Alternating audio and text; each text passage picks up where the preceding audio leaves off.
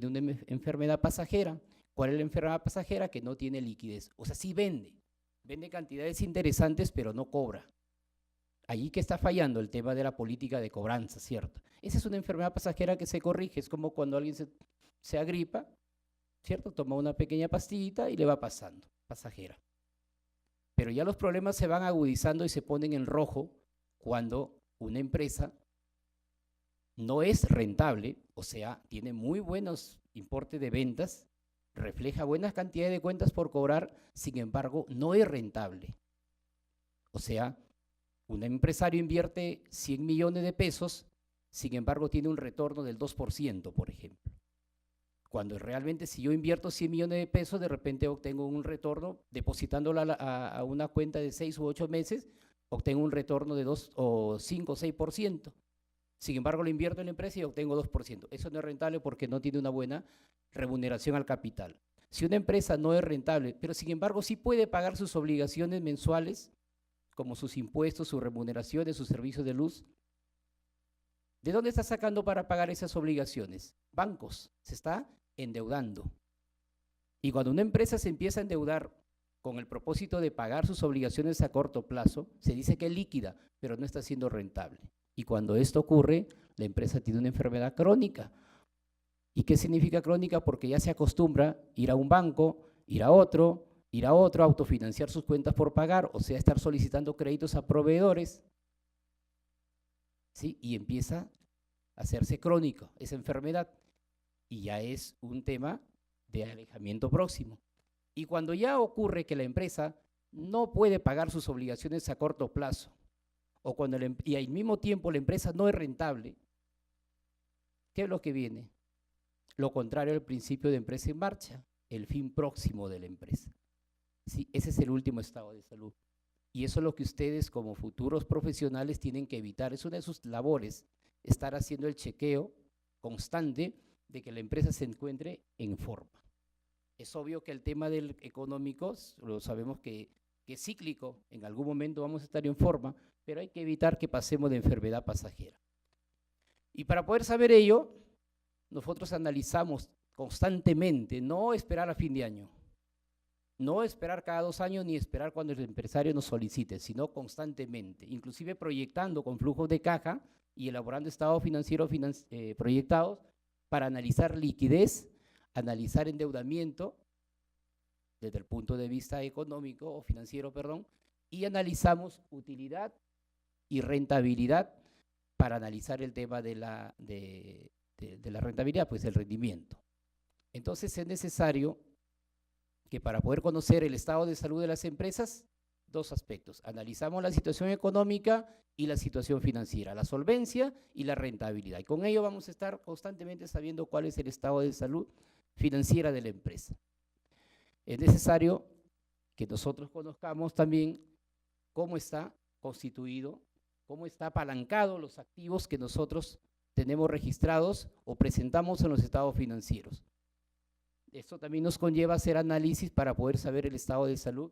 Cuando vemos que la deuda que está financiando los activos, o sea, la estructura financiera que está solventando los activos es muy grande o es más grande que el patrimonio inclusive, estamos frente a un posible estado de salud en una enfermedad pasajera y probablemente en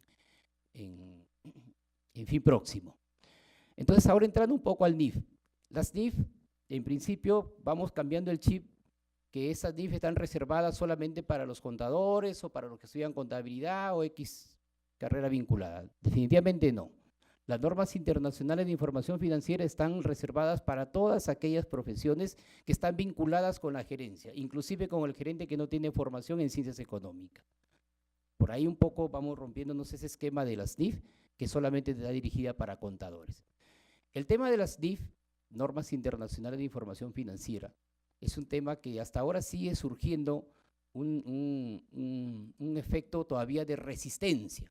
Y eso es lo que ustedes tienen que romper.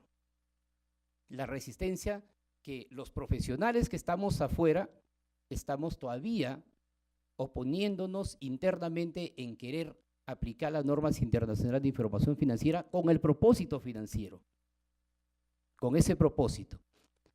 Nos cuesta mucho desaprender lo que aprendimos 5 años en una universidad y que ahora tenemos que volver a aprender, porque aprender normas internacionales no las aprendemos con un diplomado o con una especialización de 1 mes, 2 meses. Hay que volverlas a estudiar. Pero la clave de toda norma internacional está en estos 3 puntos, 3 aspectos: el reconocimiento, la medición y la presentación. Todo se refiere a los movimientos económicos y a la presentación de los estados financieros. Reconocer un movimiento económico, medir ese movimiento económico y presentar el resultado de ese movimiento económico. Y cuando me refiero a un movimiento económico, me estoy refiriendo a una compra, a una venta, a un endeudamiento, a un interés que se genera, a una deuda por pagar, deuda por cobrar, entre otros aspectos. Entonces, cada vez que nosotros vamos a proceder a llevar a nuestros registros contables algún hecho económico, tenemos primero que reconocerlo, luego lo medimos y al final lo presentamos. Ese es el esquema básico de las normas internacionales, para todas en lo absoluto. Entonces, cuando nos referimos a reconocimiento, como ejemplo, puede ser el tema de una cuenta por cobrar. Una cuenta por cobrar, cuando una empresa realiza una venta al crédito, la cuenta por cobrar no debemos de presentarla en los estados financieros por el importe que nosotros generamos la cuenta por cobrar, sino por el importe que genera los intereses. Tradicionalmente, cuando presentamos estado financiero, presentamos cuentas por cobrar por un lado, intereses por otro. Entonces, la relevancia de una cuenta por cobrar, luego del reconocimiento, está en que el gerente o los empresarios, para tomar decisiones, tienen que tener conocimiento de que esa cuenta por cobrar le es indistinto que se haya sido generada por una venta al crédito más los intereses. La norma internacional lo que nos dice es cuánto es esa cuenta por cobrar. Y esa cuenta por cobrar tiene que incluir el costo, o en todo caso el valor originario, más el interés o cualquier otro concepto que sume a esa cuenta por cobrar y también que reste. Porque en tiempo de inflación, las cuentas por cobrar por el efecto de inflación disminuyen. Entonces, los efectos que aumentan o que disminuyen, hay que juntarlos, hay que determinarlos, hay que reconocerlos y luego los medimos. Medir significa prácticamente asignarle el valor, aumentarle o disminuirle. Y ese aumento o disminución nos va a dar un nuevo valor. Ese nuevo valor es lo que nos lleva a la presentación. ¿Dónde se presentan esos nuevos valores? En los estados financieros, en los 4 estados financieros que nos dice la norma internacional número 1 de contabilidad. Por ejemplo,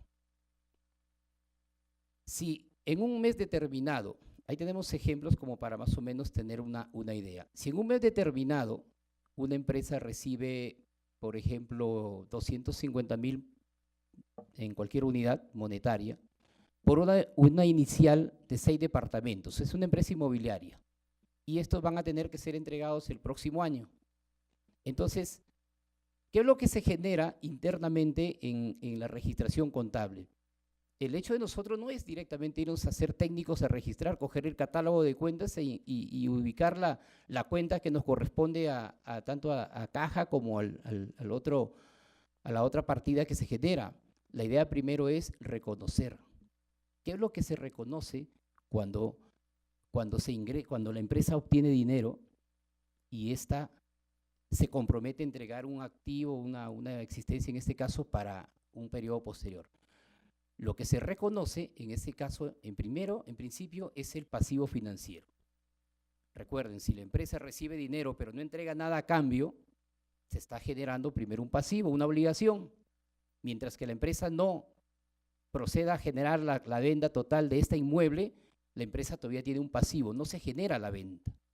Ahí estamos reconociendo.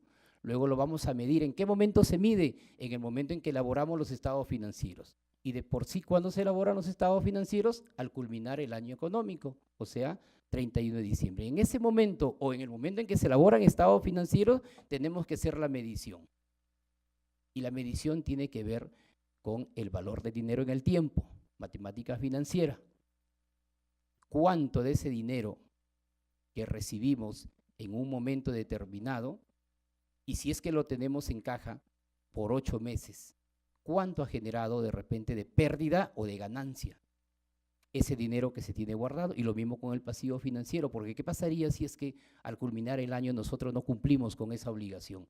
¿Acaso le vamos a devolver el mismo valor que nos dieron al inicio? No, cierto, tenemos que devolverle con un valor adicional. Ese valor adicional es el valor razonable, y no es una ganancia, ojo. Así sea una ganancia, mientras que esta no ocurre, nosotros no podemos generarle su obligación en tema de impuesto a la renta. En el otro caso, por ejemplo, de los propietarios que adeudan estos activos, para ellos ese dinero que entregaron, o sea, las personas que compraron estos inmuebles, ellos dieron un dinero, un adelanto, pero para ellos todavía no está gastado. Igual cuando presentan sus estados financieros para ellos, mientras que para nosotros fue un pasivo, para ellos ¿qué es? Un activo, una cuenta por cobrar. Entonces cuando llega fin de año, ellos a la hora de presentar sus estados financieros no lo van a presentar con el importe que entregaron cuando dieron la inicial. Tienen que presentarlo con el efecto del valor del dinero en el tiempo. Allí estamos midiendo y presentando. ¿Qué me interesa a mí como empresario? ¿Valores históricos, o sea, valores como fue al comienzo, o valores reales, valores relevantes? Cierto que sí, lo primero, perdón, lo segundo, los valores razonables. Por ejemplo, en el tema cuando la administración tributaria o el SAT le determina a una empresa un impuesto omitido, producto de una auditoría financiera o tributaria, la entidad tributaria nos detecta un impuesto omitido. Entonces, cuando esto ocurre, contablemente, ¿qué es lo que tenemos que hacer? Reconocer ese pasivo. Pero cuando reconocemos el pasivo, lo reconocemos como fue inicialmente ese impuesto omitido, de repente fue hace 4 meses ese impuesto. Y si hoy lo reconocemos al valor de esos 4 meses atrás, o lo reconocemos ahora con intereses y con multas. Es con ellos, ¿cierto? Con intereses y con multas. Ese es valor razonable. O sea, el efecto que sufren las partidas por alguna naturaleza, el valor razonable. Por ello viene la pregunta, ¿qué es más importante para un inversionista? ¿Un estado financiero confiable o un estado financiero relevante? Para poder tomar decisiones inteligentes o decisiones eficientes, el empresario necesita de ustedes una información que sea relevante, que le importe, que les interese saber cómo está compuesta cada una de las partidas. No solamente de forma histórica, sino agregándole los conceptos que generaron el valor del dinero en el tiempo.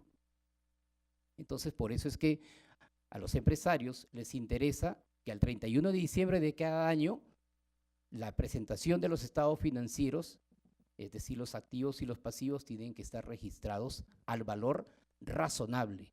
Si en febrero generé una cuenta por cobrar, producto de una venta al crédito, y esta todavía no ha sido cobrada al 31 de diciembre, ¿qué es lo que tenemos que hacer? Agregarle el efecto del valor del dinero en el tiempo. Es decir, si esa cuenta por cobrar yo la relaciono con que es un dinero que lo tengo en el banco, y si el banco me otorga un 10% en ese año, pues ese 10% tengo que llevarlo al valor del dinero en el tiempo. Actualizamos ese monto y esa diferencia se la agrego a la cuenta por cobrar. Allí estoy presentando estados financieros al valor razonable. Ya no al valor histórico, porque en verdad el valor histórico son cifras muy pasivas, cifras que no nos permiten tomar decisiones. Entonces, no hay duda, definitivamente, que todo inversionista prefiere conocer cuál es el valor de mercado, o sea, cuánto se requiere cobrar ahora cuando culmina el año económico con respecto a al monto cómo se generó. Ojo, no todas las partidas, no todo el catálogo de cuentas como lo conocemos tradicionalmente está susceptible de ser medido al valor razonable. Solo lo que son activos y pasivos financieros, no todos, pero todos los que tienen algún tipo de vinculación al tema económico, al tema del movimiento de dinero, ellos están vinculados al valor razonable. Y también el patrimonio, es obvio. Entonces, ¿cuál es el objetivo de presentar valor razonable en los estados financieros? Aproximar, dice, las valoraciones contables a valores de mercado. Ir un poco desaprendiendo el tema del valor histórico en la presentación de los estados financieros. Por ejemplo, ahí tenemos el caso de un ejemplo de un activo, una vaca lechera en una empresa que fabrica productos lácteos. Una vaca lechera que quizá fue adquirida a un valor de 1.300 unidades. Sin embargo, esta vaca lechera, producto del tiempo, tiene que tener un buen estado de conservación para que pueda seguir generando la misma cantidad que generó al inicio. Pero también tiene sus deducciones. Entonces, si una vaca lechera costó 1.300 unidades en soles o cualquier moneda, perdón, y esta ha tenido un buen trato de conservación, una buena alimentación, una buena manutención, pues esa buena manutención tenemos que agregárselo al valor histórico de esa vaca. Y a la hora de presentar los estados financieros a los empresarios para saber cuál es el valor real de la vaca, estamos aplicando el valor razonable, ya no valores históricos. Por ello, para tenerlo bien en claro, los valores razonables que aumentan los resultados, ojo, no afectan el tema tributario. Mientras que estos no se devengan, mientras que estos no ocurren, no generan efectos tributarios, solo efectos contables. Por ello, la norma 3, que es sí la norma valor razonable, y no es una norma referida a una partida específica, entiendan por ahí, por favor, el valor razonable es para todo el tema del ciclo contable, desde la registración, el reconocimiento, la medición y la presentación de estado financiero. Por ello es que esta norma dice que el concepto reconoce el concepto de valor razonable, establece en una sola norma el marco conceptual para hacer la medición del valor razonable, y es una norma que tiene vinculación a temas de exposición, de presentación de estado financiero. Bajo ese contexto, el valor razonable es una medición basada en el mercado. Ojo, en el mercado. Por eso cuando hablábamos del tema de la vaca lechera, ese valor de mejor conservación es justamente lo que nos dice que es una medición basada en el mercado, más no es una medición específica de la entidad. Entonces, el valor razonable se centra en los activos y pasivos, y esta norma aplica también a instrumento de patrimonio. Recuerden, el empresario lleva a cabo su inversión, pero esa inversión de hace 10 años no es la misma si la queremos traer ahora, no es lo mismo, ¿cierto? O sea, hay que agregarle esa diferencia de valor de dinero en el tiempo. Entonces, por ejemplo, acá tenemos un ejemplo de relevancia en los activos. Por ahí tenemos el caso de una empresa que adquiere una cierta mercancía, importa una mercancía, y ahí tenemos los conceptos que incurre para importar. El hecho es que el total de esta mercancía que adquiere en importación es de 73.000 unidades. Y la empresa compra, son 200 unidades. Nosotros aquí lo que nos pide es calcular el valor razonable de esta compra para presentación de estados financieros, y no solo cuando llegue la presentación, sino cuando nosotros estamos en momento de preparación de información. Recuerden, los estados financieros primero se preparan, luego se presentan. En el momento de la preparación tenemos que ir haciendo las mediciones. Entonces, si aquí hemos tenido la compra de alguna mercancía en importación, con lo que nos dice la norma internacional número 1, la norma internacional referida a los activos y las existencias, inventarios, nosotros de todo el concepto en que incurrimos, no vamos a agregar el tema del impuesto, del IVA, porque saben que el IVA es un impuesto que posteriormente lo recuperamos en el momento en que lo vendemos. El hecho es que en una empresa que obtuvo o que realizó una compra por un monto de 63.000, en este caso unidades de 63.000, su valor razonable, ¿cómo lo vamos a encontrar? ¿En qué momento? Si estas mercancías que se compraron, que son computadoras, a un valor X, durante el tiempo de uso o del tiempo, como es mercancía no se usan si no se tienen en stock. Si nosotros las tenemos en un stock por un periodo superior al permitido internamente, ¿qué es lo que ocurre con estas computadoras? Que al haber nuevas tecnologías, estas computadoras pierden valor, ¿cierto? Si pierden valor, su nombre lo dice, se están desvalorizando. Y si estas se desvalorizan, nosotros tenemos que quitarle el valor al valor inicial, quitarle esa desvalorización, ¿correcto? Esa desvalorización. Y si nosotros a esas mercancías las mejoramos, las repotenciamos, como se hacía anteriormente, tenemos que aumentar ese valor. El hecho es que la disminución y el incremento a una partida nos tiene que dar como resultado final el valor razonable. Miren lo que implica o lo que implicaría presentar estados financieros a valores históricos, es decir, a lo que lo costó inicialmente, a que presentarlo a valores razonables. Nos da una mayor visión. En algunos casos las partidas van a ser aumentadas, en otros casos son disminuidas, pero al empresario le da la mejor visión para tomar decisiones. No tiene 63.000 en activo de mercancía, sino 65.000 en unidades. Lo mismo ocurre en los dineros en efectivo o en las cuentas corrientes. En la presentación de valores razonables tenemos que tener en cuenta lo disponible. Si una empresa en un periodo en noviembre, en diciembre, es susceptible de que ha sido retenida algún importe o congelado algún importe por temas tributarios o temas de algún juicio, qué sé yo, a la hora de presentar los estados financieros no voy a presentarle al empresario, tú tienes 1.000.000 de pesos, sabiendo de que de ese 1.400.000 están congelados. No nos han quitado todavía a nivel de embargo, sino que están congelados. Entonces, cuando esto ocurre, la relevancia o el valor razonable está en que tenemos que presentarle lo que tenemos disponible para el uso de este dinero. Pero el tiempo es bastante corto, en verdad, y con el respeto de los colegas presentes acá, vienen algunos casos más ahí, las diapositivas quedan para el comité organizador, y ahí las demás diapositivas que estamos dejando son ejercicios en realidad, casos para existencias, cobranzas incobrables, cobranzas dudosas, el reconocimiento en pasivos financieros, en deudas, entre otros, que se los dejamos ahí para que ustedes lo mejor entiendan. Son ejercicios en realidad, pero en sí la lección de estos 20 o 25 minutos es que toda la presentación de estados financieros tiene que ser a valor razonable. Si nosotros presentamos a valores históricos, esa información no va a servir, sobre todo para gestiones inteligentes. En nombre de mi universidad, de mi país, les agradezco por su atención en estos minutos y si tienen alguna duda, de repente la ayudamos. De lo contrario, le doy el pase al comité organizador. Muchas gracias. ¿Sí?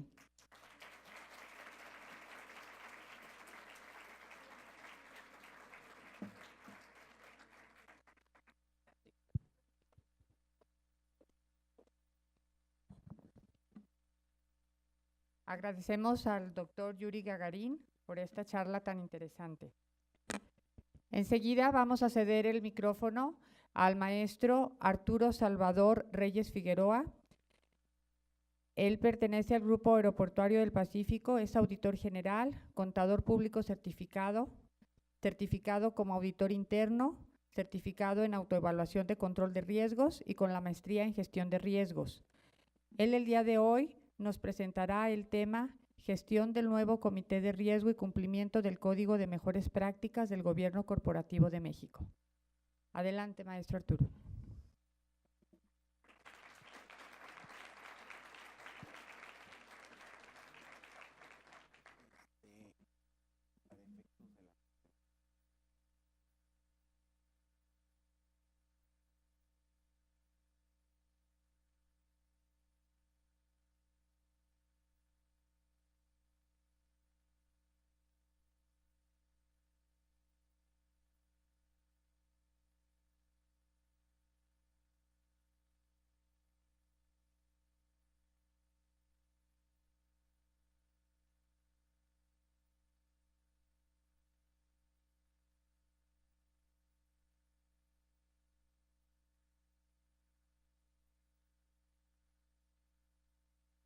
Bueno,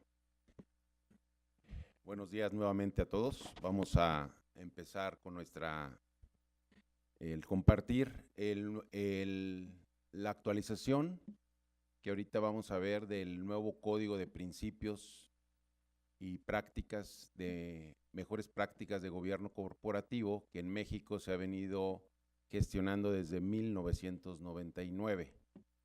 Ya tenemos más de 20 años. Su última emisión había sido en el 99, ahora en el 2010 y ahora recientemente en julio del 2018. ¿Me ayudas? Bueno, esta es una breve semblanza de mi persona, vamos a entrar en materia. ¿Vale? Una estructura corporativa, ahorita como venía comentando el doctor Yuri, para tener esa salud financiera, tenemos que organizarnos como personas al interior de la organización, y ese es un ejemplo de lo que nos trae el Código de Principios y Mejores Prácticas aquí en México, en donde está dándole una responsabilidad compartida al Consejo de Administración y pidiéndole que se organice en funciones muy específicas, que es como el Comité de Nominaciones y Compensaciones, el Comité de Planeación y Finanzas, el Comité de Auditoría y ahora recientemente el Comité de Riesgo y Cumplimiento. Realmente el mensaje para ustedes sería: quien dirige la empresa no nada más es el director general, es el Consejo de Administración en coordinación con el director general. La Asamblea de Accionistas designa al Consejo de Administración, que va a estar vigilando y supervisando la gestión de la empresa, y la encomienda de los objetivos estratégicos organizacionales sean vigilados por cada uno de los consejos delegados. O sea, el consejo se reúne, se organizan en grupos y dices: tú vas a ver la parte de compensaciones, tú vas a ver la parte de riesgos, tú vas a ver la parte de auditoría, etcétera, ¿no? Y al final, en sesión plenaria, cada uno de los presidentes de cada uno de los comités informa al consejo y en presencia del director general, ¿sí? Entonces, para que no se diga que nada más el director general es el que dirige a la empresa, ¿vale? En México y en el mundo hay muchos modelos de control interno y de riesgos. Posiblemente algunos de ustedes, ahorita David, le pedí que me apoyara, me decía que está en quinto semestre, pues verán que el famoso modelo COSO, que está incluido en las normas internacionales de auditoría externa, es un modelo de control interno ampliamente difundido en los Estados Unidos, obligatorio para todas las empresas listadas en bolsa en Estados Unidos, y en este caso la empresa en la cual yo trabajo tiene listados sus valores en los Estados Unidos y tenemos que adoptarlo, que es el famoso modelo COSO, pero hay otros modelos, como es el modelo del ISO, que ahora en su versión en 2015 ya trae el nuevo cambio de actualización para la gestión de riesgos de negocio. En la industria aeroportuaria tenemos lo que es la gestión del riesgo operacional. También ya tenemos emitida una NOM, una norma oficial mexicana, que vigila la seguridad del riesgo operacional. Tenemos también la parte del nuevo código de mejores prácticas que se ha venido gestando desde 1999, como les comentaba, y que está alineado a los principios de la Organización Económica y del Desarrollo en el mundo, ¿no? La OSD. Hay otros códigos en otros países, como el de Sudáfrica, Estados Unidos, Inglaterra, y que son todos los que se han venido gestando en cada uno de estos países, se han ido sumando para que se creen hoy en día los códigos que están rectando o dando orden y rectoría a la conducción y gestión y rendición de cuentas en todas y cada una de las empresas, ¿no? Estos son los 4 pilares de lo que se buscaría un consejo de administración para efectos de la gestión de riesgos, ¿no? Tratar de ver cuáles son los principales riesgos estratégicos o emergentes, ¿no? Para poder vigilar esa salud financiera que decía el doctor Yuri, esa parte de esa rentabilidad y esa liquidez, ¿no? Que se esté gestando para siempre estar en forma y no caer en una situación crónica o ya de fin último, ¿no? Están categorizando los riesgos, alineándolos al modelo COSO, para que cada uno de ellos pueda opinar y tener un orden y de ideas. En abril del 2010 se emitió la segunda actualización del Código de Principios. Ahí está la referencia, es un acceso libre, cada uno de ustedes puede entrar a la página del Consejo Coordinador Empresarial y pueden bajar dicho código. Es un código de adhesión, no es un código obligatorio, es decir, de adhesión está emitido para todas las empresas, no nada más listadas en bolsa, cualquier empresa pequeña, pyme, cualquier empresa que desea adherirse a las mejores prácticas internacionales, puede en un momento dado darle seguimiento y lectura y conducción. Está organizado, el anterior código estaba organizado en 51 principios, trae responsabilidades muy específicas para lo que debe ser la asamblea de accionistas, el consejo de administración, el comité de nominaciones y compensaciones, comité de auditoría y el comité de planeación y de finanzas. Cada uno de ellos, repito, son comités delegados del consejo de administración y ahí tienen una obligación de prácticas ya difundidas, en este caso son 51, que ahorita las vamos a tratar de aplicar. La parte de gestión de riesgos ya venía en la segunda actualización, la del 2010, no quiere decir que no se estaba gestando o vigilando para tener esa buena salud financiera en el anterior código. Sí se tenía una responsabilidad dentro del Consejo de Administración, lo que era la función de auditoría, en el Comité de Planeación y Finanzas. La siguiente, por favor. En el Comité de Planeación y Finanzas ya tenía textos muy específicos que tenían las empresas y los consejeros estar vigilando para la gestión de riesgo. ¿Y qué es el riesgo? Es cualquier evento que pueda tener una probabilidad de ocurrencia y que pueda tener un impacto, ya sea favorable o desfavorable, para esa salud financiera de que estábamos haciendo referencia, ¿no? El nuevo código fue emitido en julio del 2018, se terminó ya la tercera actualización y ahora el pasado 4 de septiembre ya fue publicado. Ustedes pueden acceder al Consejo Coordinador Empresarial y ya pueden ustedes bajar la tercera actualización de dicho código, ¿no? ¿Qué tiene de pilares nuevos? ¿Qué trae de cambios? ¿No? Trae la conducción honesta y responsable de la sociedad. Tiene la planeación, ¿no? La planeación y solución de controversias, perdón. La planeación y solución de controversias tanto entre consejeros como entre accionistas, porque ya se había tenido como experiencia que en los anteriores consejos había divisiones entre los propios consejeros y entre los propios accionistas. Entonces ya trae unas reglas de juego para que puedan tener una conducción honesta y responsable entre los accionistas. Viene la incorporación de riesgos, que como ya venía en las láminas anteriores, no es algo nuevo, es algo que ya lo único que está haciendo es separarlo para que esté un comité con específicas funciones realizando dicha evaluación. Y viene la parte de la selección, contratación y evaluación del consejero. Anteriormente nada más venía la compensación, pero ahora ya le están poniendo atributos para que el consejero sea seleccionado, evaluado y no nada más se le esté dando una compensación. Le están pidiendo una rendición de cuentas más al consejero, miembro del Consejo de Administración, que tiene ese deber fiduciario como buen padre de familia de vigilar que las acciones dentro de la empresa se estén haciendo de una manera correcta. Y elaboración de un acuerdo familiar en caso de que alguien de los órganos de gobierno pudieran tener algún tipo de diferencia, y la inclusión de la mujer. Viene ahora la inclusión de la mujer dentro de la invitación para que formen parte de los consejos, ¿no?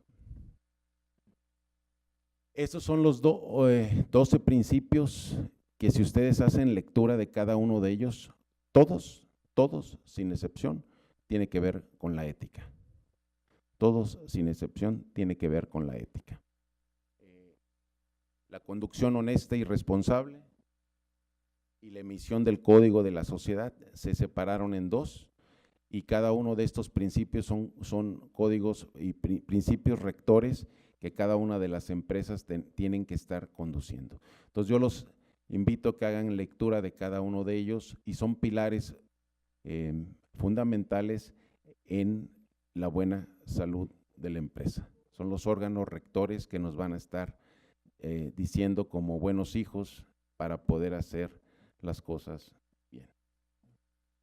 Esta es la comparación. Anteriormente eran 51 prácticas, hoy van a ser 60 de ellas. Está conduciéndose la parte del código del comité de riesgo y cumplimiento con estas 7 nuevas prácticas que se están incorporando. La asamblea de accionistas tiene cambios, ¿no? Que tiene un procedimiento de prevención y solución pacífica de los desacuerdos. El consejo, la prevención de operaciones ilícitas y conflicto de intereses, que más adelante en alguna de las ponencias se van a tocar el tema. La incorporación de la innovación de la cultura, la innovación a la cultura y la forma de pensar de la sociedad. Aquí subrayo innovación a la cultura. O sea, están pidiéndole que al consejo no innove en la cultura de la sociedad. No que refuerce la cultura, innova tú en tu cultura propia de cada una de tus empresas. La función de auditoría se modificó para poner la capacidad profesional y no tener conflicto de intereses, no se tenía. Conocer las denuncias por falta del código de ética. Anteriormente tenía que estar verificando el cumplimiento del código de ética. Entonces le dijeron, bueno, nada más que conozca el comité de auditoría cuáles son las diferencias por las denuncias presentadas de desviaciones por falta del código de ética. Auxiliar en un momento dado al consejo, vigilar los mecanismos para el control de los riesgos. O sea, el comité de auditoría es el único comité independiente. Ustedes cuando hagan lectura van a ver que los miembros de dicho comité son consejeros no patrimoniales, son consejeros independientes a la conducción de la empresa. La práctica 30 y 31 sigue sin cambios. La 34 también sigue sin cambios. En la 40, aquí en este caso la 40 eran mecanismos para determinar que la sociedad cumple debidamente con todas las disposiciones legales. Ahorita ya no, ya anteriormente se tenía que presentar una vez al año un informe, ahora esto se está delegando al Comité de Riesgos y Cumplimientos. Tenemos la evaluación y compensación, ese es otro comité delegado que tiene que vigilar la conducción de esa salud financiera, que los recursos financieros estén adecuando y aportando de una manera correcta, que se esté vigilando en un momento dado el canal de línea de denuncias para la conducción honesta de la sociedad y que en un momento dado hay una conducción responsable y ética. Se añadió en un momento dado en este comité que se apoye a la definición del perfil del consejero, que ya les comentaba, y no nada más la compensación. Es algo que esperamos los que estamos dentro de las empresas con gobierno corporativo y exigido, que nos exijan más también a nosotros como área de auditoría interna, en este caso, para poder tener esa rendición de cuentas correcta. Tenemos ahora la eliminación dentro del Comité de Planeación y Finanzas para evaluar la parte de riesgo y cumplimiento, pasará al siguiente comité, que ahorita vamos a ver. Esa es la función del riesgo y cumplimiento. Se añadió, se recomienda que el órgano, comité delegado del Consejo de Administración, evalúe los mecanismos en cómo la Dirección General está identificando, analizando, administrando y controlando sus riesgos. Analizar si dichos riesgos han sido identificados por la Dirección General. Que se definan los riesgos estratégicos a los que se les dará seguimiento por parte del Consejo. definir los riesgos financieros y la operación a los que se les dará seguimiento por parte del director general. ¿Cuál es la evaluación de los criterios en el que el director general va a tener para tener esa adecuada revelación y medición y divulgación de los estados financieros que se hacía mención en la anterior ponencia? Conocer las disposiciones legales en que está sujeta la sociedad y conocer los asuntos legales pendientes que tiene que enfrentar. Entonces, como ven, son 7 grandes objetivos en el cual se están organizando. ¿Cómo nos vamos a organizar nosotros como consejo para darle seguimiento a ciertos riesgos y cómo le vamos a pedir al director general que se coordine para darle seguimiento a ciertos riesgos? Tenemos la práctica 55, que se recomienda que el consejo dedique un tiempo suficiente en las sesiones para evaluar dichos riesgos estratégicos. ¿Y cuáles son? Nos mencionan 10 riesgos. Son enunciativos, no es que sean limitativos, pero hoy en día, por ejemplo, van a tener en otra de las ponencias lo que es los ataques cibernéticos y robos de información, el uso de la telefonía del internet y las redes sociales, la continuidad del negocio y la recuperación en caso de desastres, los efectos del cambio climático, la disrupción en el modelo de negocio. ¿Qué es eso de la disrupción? Pues la manera en que hoy en día estás tú haciendo acceso a tus productos o servicios. O sea, por ejemplo, Netflix es un tipo de modelo disruptivo en el cual tú te suscribes, Uber, pues tú también te das de alta, o en Spotify tienes un acceso vía premium. Ese es el modelo que están viendo, cómo la innovación a través de las tecnologías de información van a tener que catapultar el éxito y la salud financiera también del negocio. Los cambios climáticos, que pueden tener los efectos en la cadena de suministro, los movimientos geopolíticos, los efectos de la reputación y confianza de la marca, que es un intangible que debe de ser en un momento dado también cuidado, y la ausencia de innovación y desarrollo de nuevos negocios, para terminar con la que debe de existir un adecuado plan formal de sucesión de la sociedad, no nomás del director general, sino de todos los que están imbuidos en la dirección de la empresa. Se recomienda que se apoye al consejo en el seguimiento y la mitigación, o sea, una vez identificados, que se establezcan las medidas para reducir la probabilidad de impacto y consecuencias. Se auxilie también la evaluación de los mecanismos para esa identificación, análisis y administración de los riesgos y los criterios en cómo se le va a aprobar al director general su plan de trabajo. También se recomienda que el director general presente al consejo en cada una de sus sesiones un informe sobre la situación que guarda cada uno de los riesgos identificados, ¿no? Esa situación anteriormente se quedaba en los comités delegados, pero nunca se reportaban vía consejo. Acuérdense que todas las sesiones de consejo tienen acuerdos que se protocolizan y están con notario, de tal manera que tienen una conducción legal en el caso de que hubiera futuras controversias. Entonces, inclusive en la ley del mercado de valores y en la ley Sarbanes-Oxley en los Estados Unidos, tiene penas punitivas para los consejos, miembros del consejo que no hagan un deber fiduciario correcto. Se recomienda que periódicamente se emita un informe actualizado y detallado del estado que guarda cada una de las disposiciones legales, hablando del riesgo legal a las que está inmersa la sociedad. Y por último, se recomienda que se presente también cuál es la información que tiene de todos los litigios pendientes. Termino con esta última lámina. Este es un marco de riesgos general, tanto los riesgos estratégicos, los riesgos de cumplimiento, los riesgos de reporte y los riesgos operativos. Está alineado al modelo COSO, a lo mejor lo han llevado, lo han visto o lo van a ver, pero de que lo van a ver, lo van a ver. Y cada uno de los riesgos, nosotros ahí hemos puesto los riesgos del sector, que son los que nos afectan a nosotros como un grupo aeroportuario.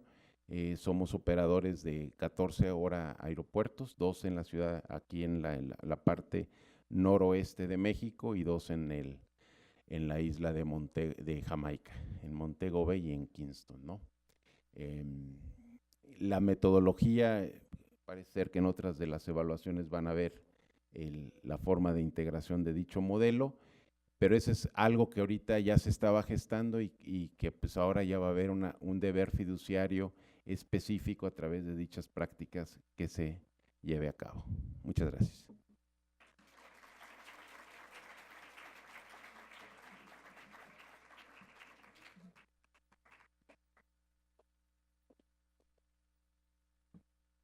¿Habrá alguna pregunta para este ponente? ¿No? Bueno, entonces vamos a dar paso a la última conferencia de esta mañana a cargo del contador y abogado Javier Jiménez Aguirre. Él es contador público y abogado con especialidad en impuestos. Tiene 19 años de experiencia trabajando en el área fiscal y aduanera. Es asesor y consultor independiente, abogado litigante. Y bueno, sus fuertes, aparte de la materia fiscal, es comercio exterior. Ha desempeñado varios puestos en el sector público dentro del Servicio de Administración Tributaria y dentro de lo que sería la Secretaría de Finanzas del Gobierno de Jalisco. Sin más, le dejamos el micrófono. Él nos va a dar la ponencia que tiene que ver con la Ley Federal de Extinción de Dominio, que tiene que ver en esta ocasión prácticamente con lo que sería malversación de los activos.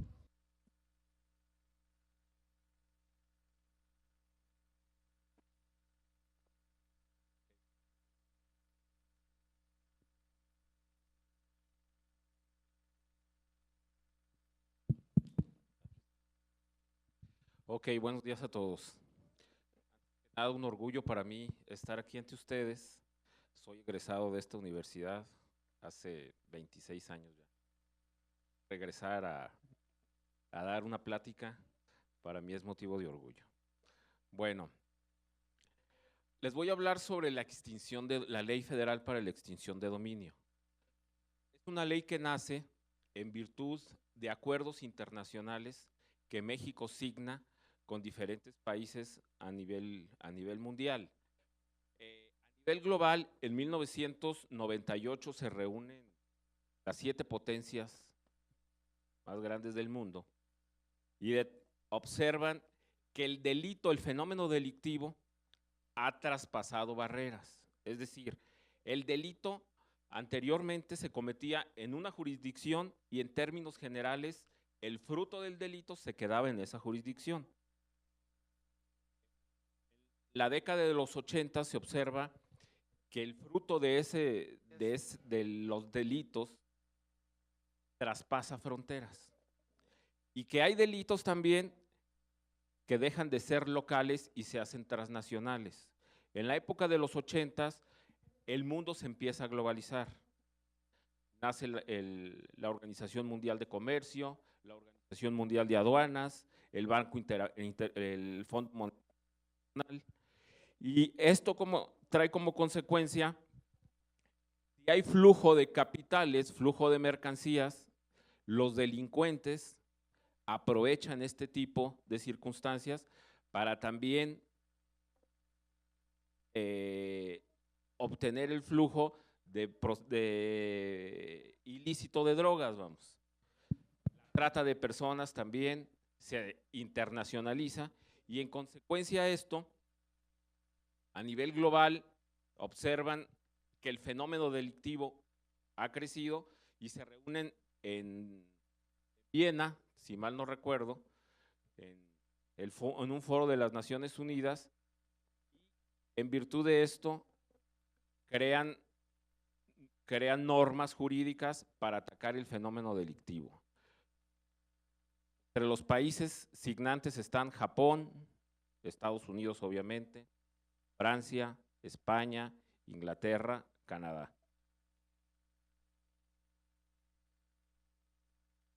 El fenómeno delictivo, a partir más o menos de la década de los 80, se le da un contexto diferente. Es decir, a partir de los 80, un jurista alemán, crea la figura del el derecho penal del enemigo. ¿Qué es esto?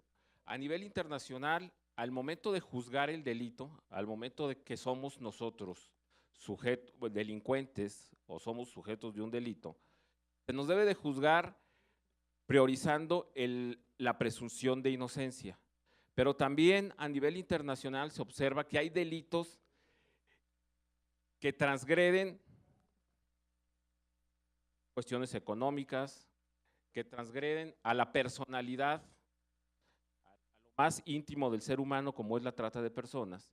Entonces, en virtud de esto, crean una figura jurídica que se le llama derecho de excepción, que es el derecho penal del enemigo. Es decir, cuando tú vas a ser juzgado en términos generales por cualquier delito, al momento de ser juzgado se presume tu inocencia y gozas de ciertas prerrogativas. Cuando cometes ciertos delitos, están tipificados a nivel internacional como delincuencia organizada, esa presunción de inocencia se deja a un lado. Y al momento de ser juzgado tú, eres presuntamente culpable y no gozas de los beneficios de los delitos, digamos, del fuero común, que es seguir tu proceso penal, por ejemplo, en libertad. Cuando tú cometes un delito de delincuencia organizada, como lavado de dinero, que ojo, el lavado de dinero, para que sea considerado delincuencia organizada, deben de, en la comisión del delito, intervenir 3 o más personas. Otro de los delitos es la trata de personas, que es básicamente por los 2 delitos y obviamente también el tráfico de estupefacientes, que son básicamente los 3 delitos por los que se crea esta figura de la ley de delincuencia organizada, y también dentro de la ley de esta figura de la ley de delincuencia organizada, a nivel internacional también surge una figura jurídica que es la extinción de dominio. Es decir, todo delincuente, su principal objetivo es obtener recursos. Todos delinquen para obtener riqueza. A nivel internacional se dan cuenta que si no se les incauta el fruto del delito, los carteles o los grupos delictivos van a ser muy poderosos. Y estos grupos delictivos son un potencial peligro para las estructuras corporativas, estructuras financieras, inclusive para la economía de los países. En consecuencia nace la ley de extinción de dominio para, sin esperar a que sean juzgados por cierto tipo de delitos, se les pueda decomisar el fruto de los bienes.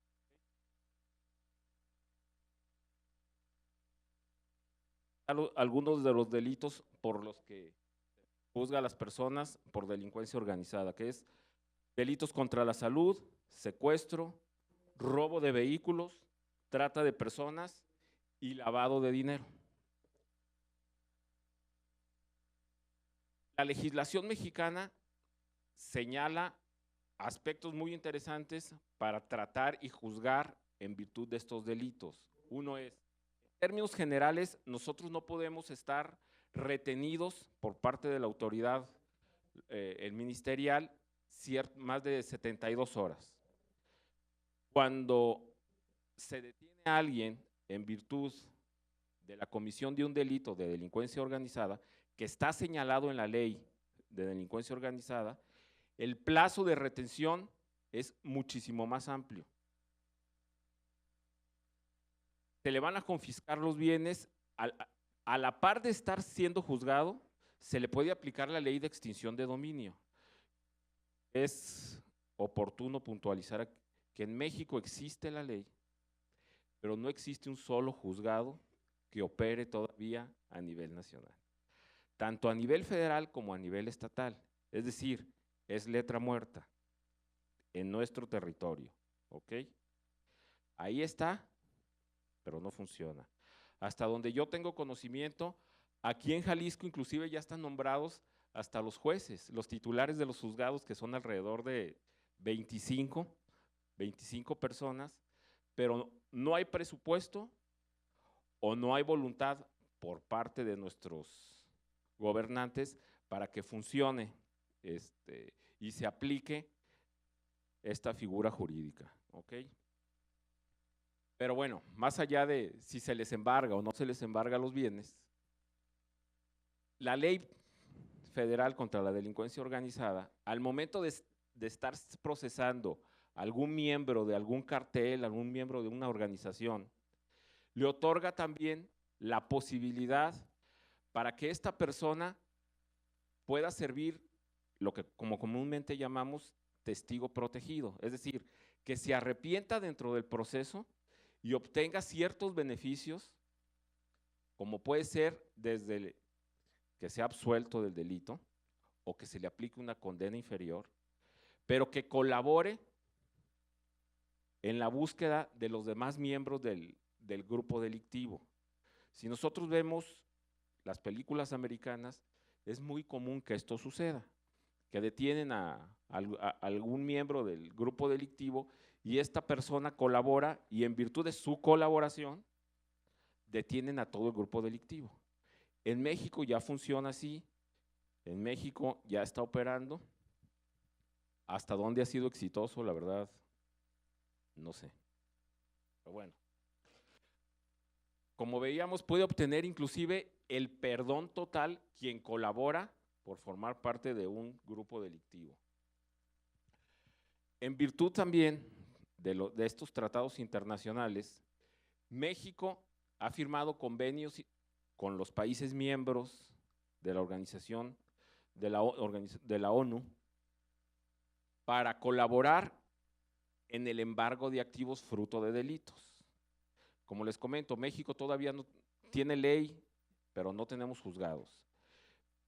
Sin embargo, a nivel internacional, cuando grupos delictivos de otros países como Colombia, Ecuador, inclusive hasta Perú, Estados Unidos, detectan que esos grupos delictivos han cometido algún delito en México, básicamente el trasiego de drogas o el lavado de dinero, al momento de que son juzgados los miembros de esos cárteles en aquellos países pueden solicitar, en virtud de estos convenios, que los bienes que tienen esos grupos delictivos en México se confisquen, se enajenen en su momento esos bienes aquí en territorio nacional y el fruto de esa enajenación se envíe el dinero a Ecuador, a Perú, a Colombia o a Estados Unidos, ¿ok? México tiene esa posibilidad también. En enero se publicó por ahí el reporte del Grupo de Acción Financiera Internacional, donde se señala una de las estadísticas que se nos muestra y es hasta dónde México ha cooperado mediante esta figura de la cooperación internacional de la expropiación de activos o de la extinción de dominio.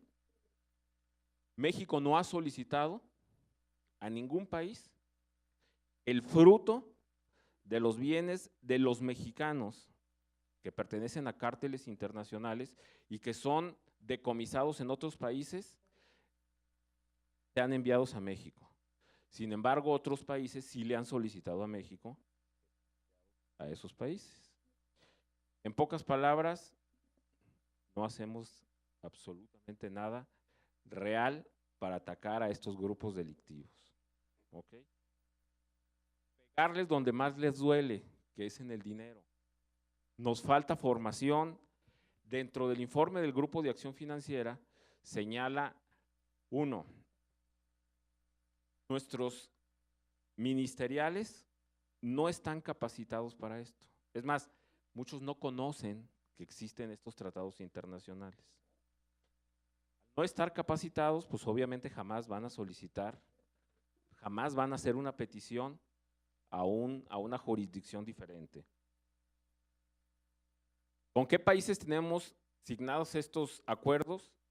Con la República Helénica, Ecuador, Suiza, España, Bolivia, Paraguay, Argentina, Brasil, Estados Unidos. Obviamente estos son algunos de los países con los que tenemos estos convenios. Los tenemos con casi todos los países que pertenecen al Fondo Monetario Internacional y a la Organización Mundial de Comercio. Estos países homologaron su legislación para tratar este tipo de delitos de forma igual y para decomisar el fruto del delito también en forma muy similar. ¿Okay? Una vez que detienen al delincuente, obviamente va a ser procesado. ¿Quiénes intervienen dentro de ese procedimiento? Tenemos al Ministerio Público, que es a quien le compete investigar el delito. En México, ninguna otra persona, ninguna otra figura puede investigar el delito si no es el Ministerio Público. ¿Ok? Por ejemplo, ustedes que son contadores en los delitos de ya sea lavado de dinero o defraudación fiscal, coadyuva con la investigación la Procuraduría Fiscal de la Federación.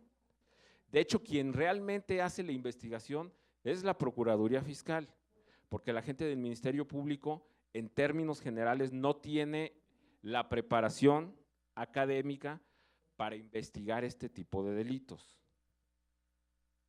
Pero a quien le compete presentarse ante el juez, poner la investigación, es a la gente del Ministerio Público. Obviamente también va a comparecer ante el juez la persona que es sujeta al proceso, es decir, el indiciado o si es un grupo delincuencial, los indiciados.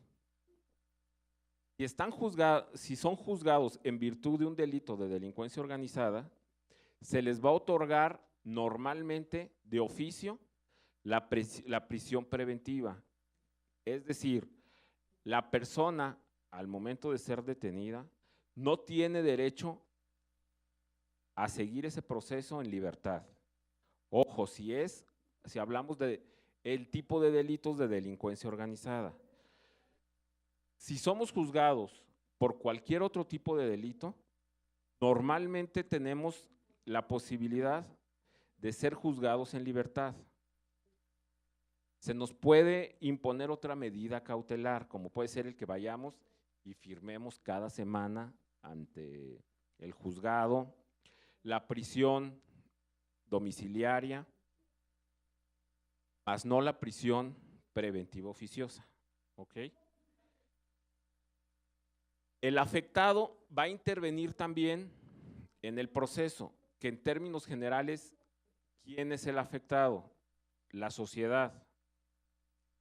Si hablamos, por ejemplo, de lavado de dinero, la Procuraduría Fiscal es la que representa, junto con el Ministerio Público, al sistema financiero y en consecuencia es quien coadyuva al momento del proceso con el Ministerio Público. ¿Ok?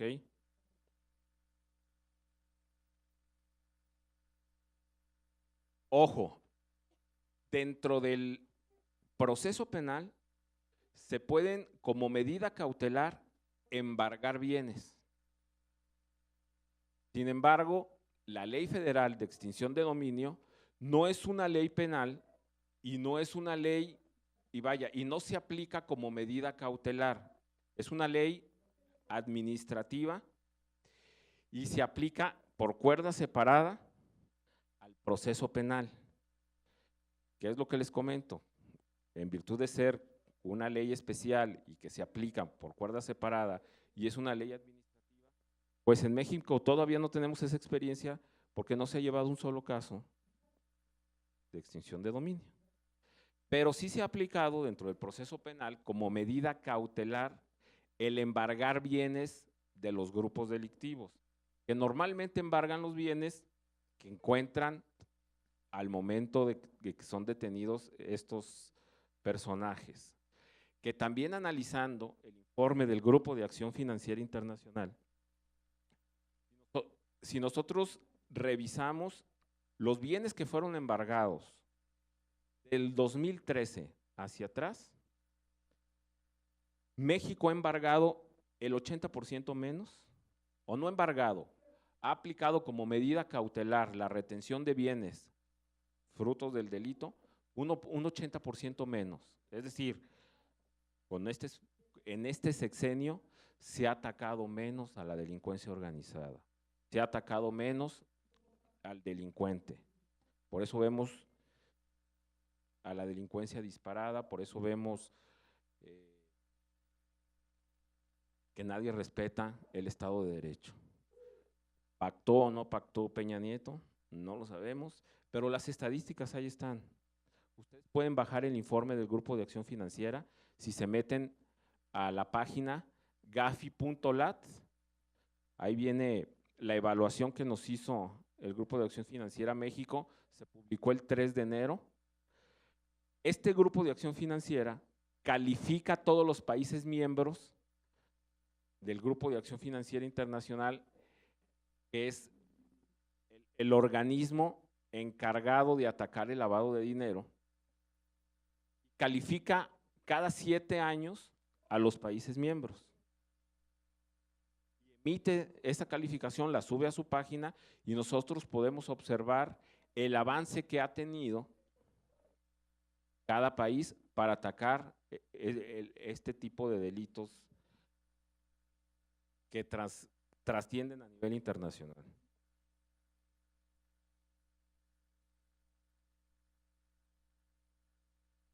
Al momento de juzgar en México, normalmente tenemos un derecho penal garantista. Sin embargo, existe una figura que se llama derecho penal del enemigo, donde esta figura se le llama derecho penal de excepción. Al momento de juzgar a los presuntos delincuentes que intervienen en este tipo de delitos de delincuencia organizada, sus derechos humanos se minimizan. Es decir, sus garantías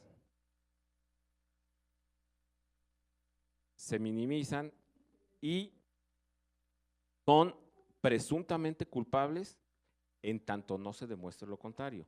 En términos generales, cuando nosotros somos sujetos a un proceso penal, somos inocentes, presuntamente inocentes, hasta que no se compruebe, una vez que se termine el proceso penal, nuestra culpabilidad.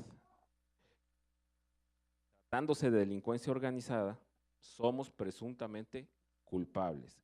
En México, hace poquito nosotros tuvimos por ahí una reforma para los corruptos, el Sistema Nacional Anticorrupción. La corrupción a nivel internacional está tipificada como un delito grave. Hoy en día se supone que al momento de juzgar a un personaje corrupto, a un funcionario corrupto, a una empresa corrupta, se le va a aplicar también, puede incurrir esta empresa, si los hechos así lo señalan, en el delito también dentro de la ley de delincuencia organizada, porque la corrupción ya está tipificada también como uno de los delitos que puede ser juzgado como delincuencia organizada. ¿Qué quiere decir esto? Que hoy en día se puede juzgar a los políticos bajo el sistema del derecho penal del enemigo, es decir, el derecho penal no garantista. Esto es nuevo, me ha tocado participar en asuntos ya defendiendo a funcionarios.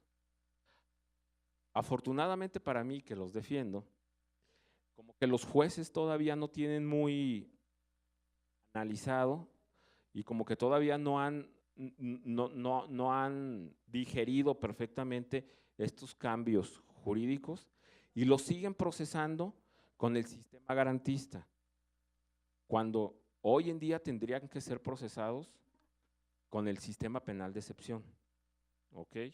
Pero bueno, todo es un proceso, llegará el día en que, espero yo, se castigue sobre todo el fenómeno de la corrupción, el fenómeno del lavado de dinero, el fenómeno de las drogas y el fenómeno de la trata de personas aquí en México, bajo el esquema del sistema penal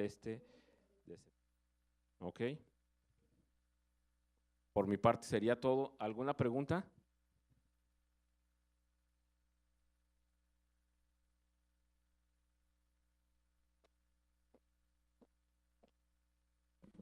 ¿Ninguna? Muy bien, pues agradecemos al contador y abogado Javier Jiménez su participación.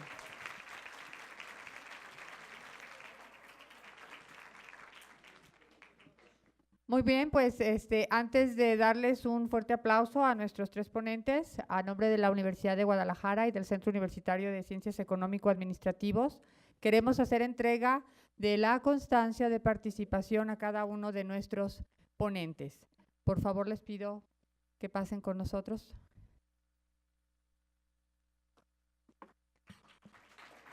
Al doctor Yuri Gagarin González Rentería.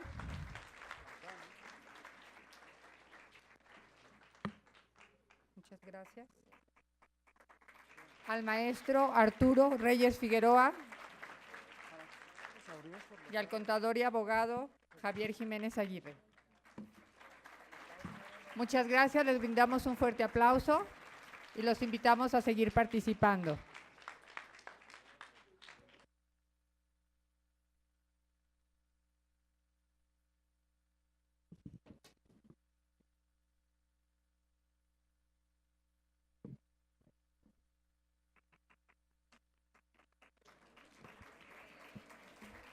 Muchas gracias por su asistencia.